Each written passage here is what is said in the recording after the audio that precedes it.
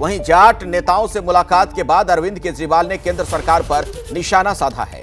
केजरीवाल ने पूछा है, केंद्र की ओबीसी लिस्ट में दिल्ली के जाट क्यों नहीं हैं?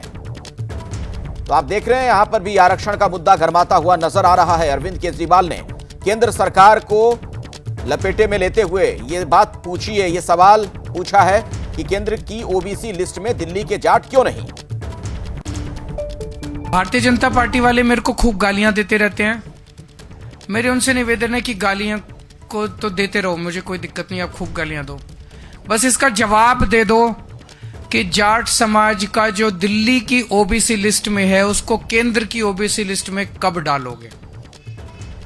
प्रधानमंत्री जी इस चुनाव के दौरान समय समय पे दिल्ली आएंगे, दिल्ली आके वो भाषण देंगे।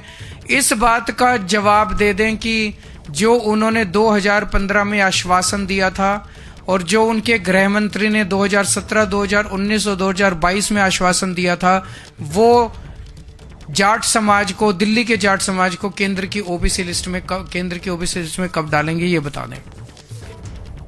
तो केंद्र सरकार को घेर रहे हैं केजरीवाल, पूछ रहे हैं कि ओबीसी लिस्ट में दिल्ली के जाट क्यों नहीं, केंद्र की जो ओबीसी की लिस्ट है। मेरे साथ अंकित गुप्ता जुड़े हुए हैं, मेरे सहयोगी।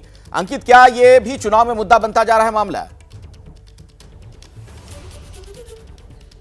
ये बिल्कुल एक बड़ा चुनावी मुद्दा बन रहा है। उसकी वजह यही है कि दिल्ली का जो बाहरी इलाका है वहां पर बड़ी संख्या में जाट मतदाता हैं और जाटों को लेकर के जब अरविंद केजरीवाल ने ये मुद्दा उठाया था अब से एक हफ्ते पहले, तो उसका जवाब बीजेपी की तरफ से भी दिया गया। केजरीवाल ने कहा कि केंद्र सरकार जो जाटों को, दिल्ली के जाटों को सेंट्रल लिस्ट में नहीं ला रही है और उनको आरक्षण नहीं दे रही है। उसका जवाब बीजेपी की तरफ से और प्रवेश वर्मा सामने आए तो उन्होंने जो दो जवाब दिए। पहला ये कि ये जो अरविंद केजरीवाल कहते हैं कि बीजेपी जाटों का सम्मान नहीं करती है, तो दिल्ली के जो मुख्यमंत्री थे साहिब सिंह वर्मा, वो जो है पहले जाट नेता थे जिनको मुख्यमंत्री बनाया गया, तो जाटों का सम्मान बीजेपी से ज्यादा कहीं नहीं होता है, ये प्रवेश वर्मा ने कहा, जो कि साहिब सिंह वर्मा के बेटे भी हैं और अरविंद केजरीवाल के खिलाफ चुनाव लड़ रहे हैं। दूसरा महत्वपूर्ण मुद्दा जो बीजेपी की तरफ से उठाया गया वो ये कहा गया कि अरविंद केजरीवाल पिछले 11 साल से सत्ता में थे और ओबीसी कमीशन का नियम ये कहता है कि किसी भी राज्य सरकार को, कैबिनेट को पहले एक प्रस्ताव पारित करना होता है कि वो किसी कम्युनिटी को ओबीसी का आरक्षण देना चाहते हैं। वो प्रस्ताव ओबीसी कमीशन के पास आता है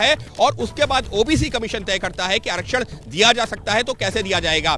लेकिन अरविंद केजरीवाल सरकार में वो प्रस्ताव पारित ही नहीं किया गया, ओबीसी कमीशन के पास भेजा ही नहीं गया, यानी कि अरविंद केजरीवाल सरकार खुद नहीं चाहती थी कि जाटों को आरक्षण मिले। तो आरोप प्रत्यारोप दोनों तरफ से चल रहा है और जो निशाने पर है वो जाट वोट, जो कि एक महत्वपूर्ण भूमिका अदा करता है। जी, शुक्रिया अंकित गुप्ता इस जानकारी के लिए आपका।